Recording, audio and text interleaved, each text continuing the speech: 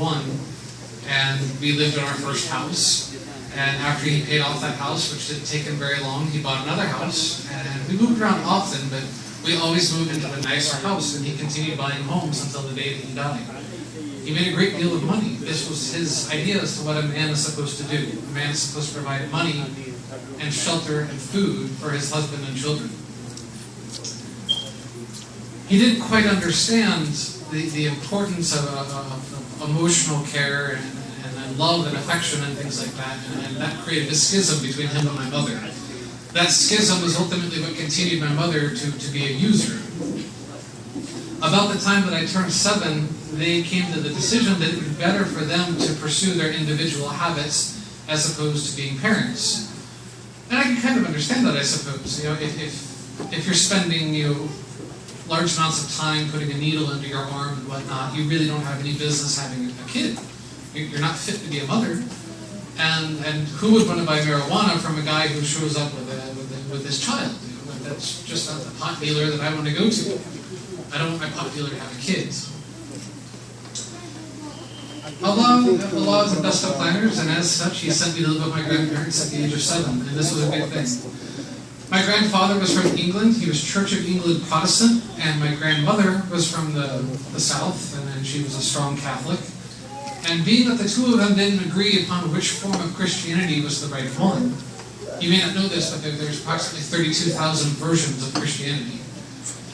Being that they couldn't agree as to which one was the right one, they didn't tell me that I should be a Catholic, or I should be a Protestant, or I should be a Lutheran, or I should be a Presbyterian.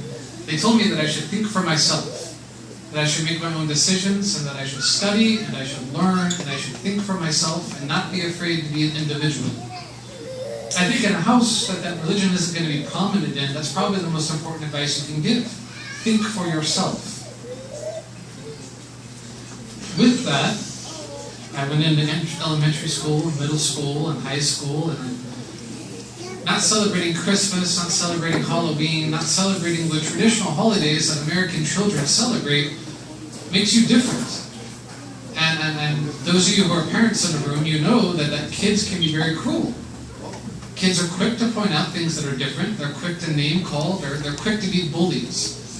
And somebody who doesn't celebrate holidays and is very different from everyone else, you're going to be ostracized quite quickly. That's the nature of our society.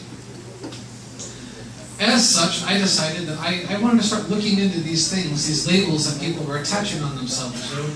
They were either Christian or they were Jew. Everybody was Christian or Jew. Well, why are you a Christian? What does being a Christian mean? Why are you a Jew? What does being a Jew mean? Why do you guys make fun of me? Because I'm not a Christian and I'm not a Jew. I don't know what these things are. So I decided to start asking questions and to contact the youth group at my high school and to read the Bible and to look into the Torah and basically to do my research, to open my eyes and expand my mind a little. What I came to the understanding of is that Christianity essentially believes that God is not capable of forgiving us. He can make us, He can create the entire world, but He can't forgive us. So in order for God to forgive us, He created Himself into His child. And then He came down to earth so that we could kill Him. And then because we killed Him, He was able to forgive us. And then He rose from the dead 3 days later as a zombie, and He went off to heaven where He lived happily ever after. This doesn't make any sense to me. Some of you guys are laughing, so obviously it's not making sense to you.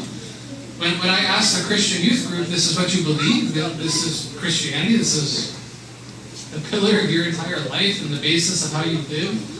This doesn't make any sense. They didn't think it was funny. They were sort of offended by this. When I looked into Judaism, I quite quickly learned that because of the fact that I'm a male, I cannot become Jewish. You're either born Jewish or you're just out of luck if you're a male. So that ended that study quite quickly. Then I looked into Hinduism, because we had a few Hindus at my high school, and that's confusing. I mean, they got so much stuff going on there. You got no idea, trust me. If you think Islam is hard, if you think it's different, you have difficult trying to learn all the different minhaj and what they believe and how they believe and this, that, and the other, believe me, Hinduism is far more complex. So I didn't even bother with that. I just kind of left that all. Then Buddhism came, and I studied Buddhism for a while. And I think we as Muslims could learn a lot from Buddhists. I like a lot of the fundamentals of Buddhism. It's calm and peaceful and pacifist, and it focuses a lot of emphasis on being in the moment. And we as Muslims should be in the moment. When we're praying, we should be in the moment. We shouldn't be outside of the masjid. We shouldn't be thinking about our bills. We shouldn't be thinking about what we're going to have for dinner when we're done praying. We should be in the moment. We should be praying. The Prophet did tell us to study the other faiths. He did tell us to learn. Nonetheless, it wasn't for me. None of these religions were for me. What I came to the conclusion of was that religion was something for weak people.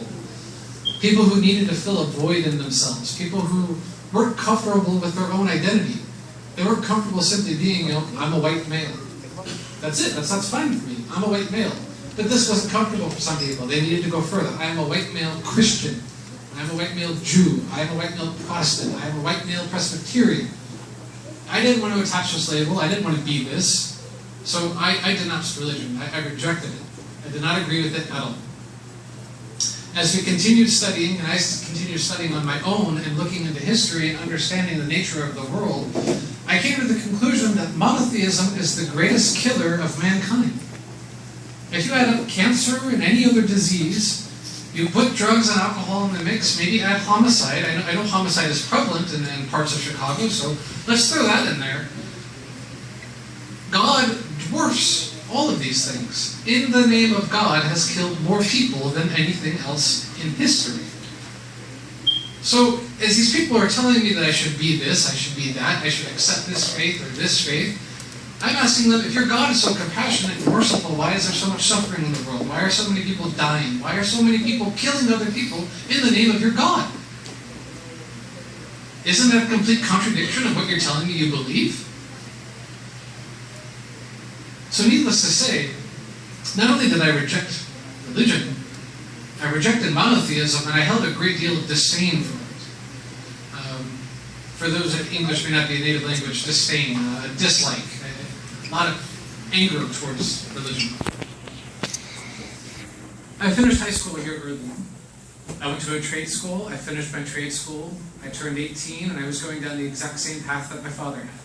I was staying out all night, I was racing my truck. I had an awesome truck, by the way. I had a 1969 Ford F-250, 460 big block C6 transmission. Yes, I loved it. Best truck I've ever had. At any rate, I was going down the same path that my father had gone down, and I didn't want to do that. I know it sounds like I'm backbiting against my parents. I'm not. I'm just trying to give you an honest understanding of where I've come from. They're good people. They've tried. They've done what they can, and may Allah help them come to Islam, inshallah. At any rate, I didn't want to go down that road. I wanted to do something more, and I realized what was different from me and people who were being successful. One was money. I didn't have money. And two was discipline. I didn't have discipline. So where's a place that I could get money and I could get discipline? There we go. I saw a commercial and it said, be all that you can be. We'll give you money for college, $48,000. You can get a degree. You can travel and see the world. And I started thinking about it, started doing some research, and I thought to myself, who wouldn't hire a veteran? It looks good if you're a veteran. It shows that you got discipline and order and you're a good guy. I want to do this. This is a great idea. Some of you who saw me beforehand might have noticed that I have tattoos. I've got tattoos behind my ears and on my wrists and pretty much on every part of my body that you can't see right now. So I went to my recruiter, covered in tattoos, with all these piercings and everything else, and then maybe about 120 pounds and blue hair, and I walked in and I said, I want to join the military. My recruiter kind of laughed and looked at me and said, why? What do you want to be in the army for? What do you want to do? I want to kill people and I want to get paid for it. I mean, how much easier can you make the job for a recruiter? I want to kill people and I want to get paid for it. That should just be a money sign. Cha-ching. They should be happy. But he said no. No, it's okay. We don't need you. Well, a week went by and I started running out of food, so I went back to the recruiter and I said the same thing. I want to join the military. That's okay. We don't need you. Came back a third time, same thing. Came back a fourth time. The fourth time that I came back, my recruiter at least allowed me to take my ASVAB. ASVAB, for those of you who don't know, is essentially a standardized test that allows the government to figure out where they can best exploit you. If you're dumb, they'll put you in a motor pool. If you've got some intelligence behind you, they'll maybe make you a linguist or somebody in PsyOps and teach you how to torture people real well. But I don't really know what I scored on my ASVAB. I know that after I took it, my recruiter started clicking like every time I would post on Facebook. When a new movie came out, he'd call me up and ask me if I wanted tickets to take my girlfriend to go to the movies. When the Phoenix Suns made the playoffs, he asked me if I wanted to have courtside tickets to go see the game. That guy became my best friend fast. Next thing I knew, I was in the Army. Just like that. That's how I became a military police officer. Not 9/11, not a great deal of patriotism and pride in my country. I needed money. That's how a lot of people get in. I'm going to have a drink of water for a moment.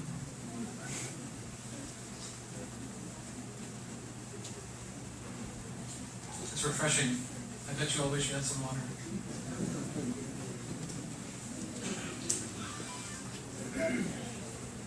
Basic training was easy. Working at Taco Bell was harder than being in the military. When you work at Taco Bell, somebody can come up to you and tell you, you made my order wrong. You made my burrito supreme wrong. I said no sour cream. You put sour cream in it. I hate you. I hate you, and I think you're a horrible person, and you're dumb, and that's why you work at Taco Bell. You're never going to amount to anything. And you're going to make me a new burrito, and you're not going to put sour cream on it, and then you're going to say thank you. That's how it is. That's the reality of the matter. But in basic training, if your drill sergeant starts yelling at you too much and you can't take it, you're really starting to feel stressed out, you can pull a card out of your pocket and hold it up. And your basic training drill instructor has to leave you alone for 5 minutes so you can relax and calm down. You can't do that at Taco Bell, but you can do that in the Army. Remember this. The Army was fun. I settled in quickly. It was what I expected it to be. It was good. I enjoyed it. Around May of 2003, I found out that I was going to be going to Guantanamo. And I didn't think to myself to go home and Google Guantanamo. And if I did go home and Google Guantanamo, I wouldn't have found anything. Guantanamo was still a secret. We were still denying that it existed. So it would have been a fruitless endeavor. I figured the Army would at least tell me what to expect. They would tell me what to do in Guantanamo. They'd tell me what the people were like, etc. Come June of 2003, we went to Fort Dix, New Jersey to train to work in Guantanamo.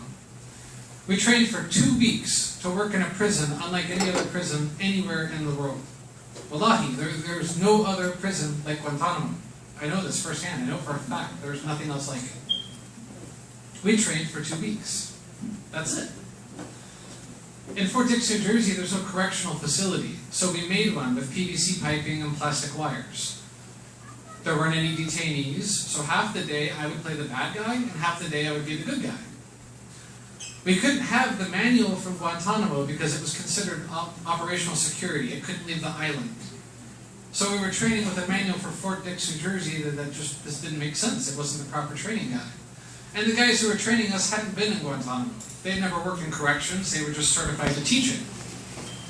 So the Army wasn't really doing the best of jobs of preparing us as to what to expect in Guantanamo. But they did give us cultural awareness training. Every day for that first week of training, they told us day in and day out, Guantanamo is the worst of the worst. It's Al-Qaeda, it's the Taliban. They hate you. They hate everything that you stand for, and they will kill you. Every day we heard this, day in and day out. I didn't know what the Taliban was.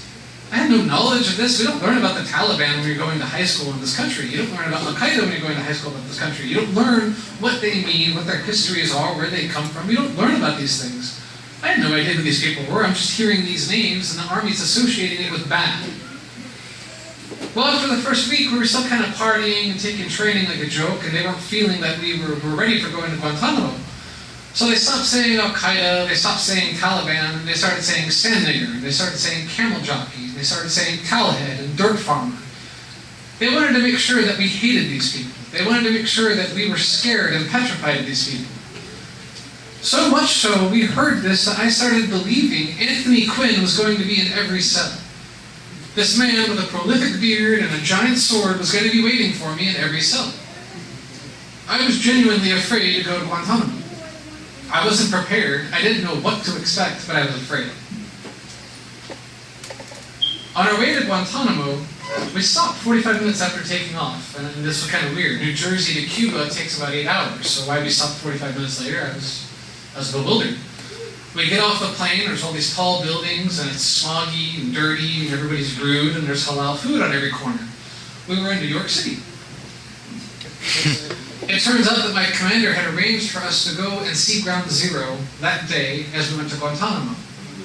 He wanted us to walk around and read the comments on the walls, to see the photographs, to see the flowers, to really soak in that feeling, to understand the gravity of the situation, to understand that we are a country at war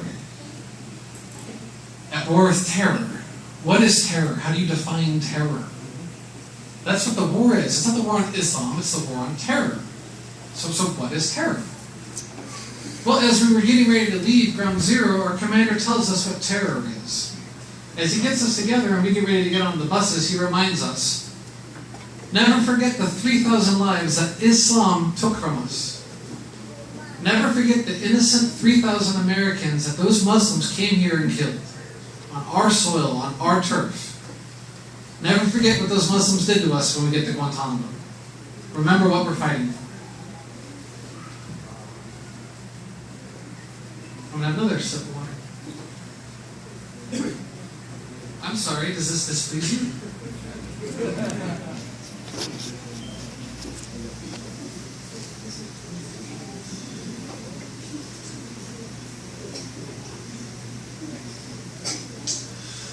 My first distinct, clear memory of Guantanamo is that it hurt my eyes.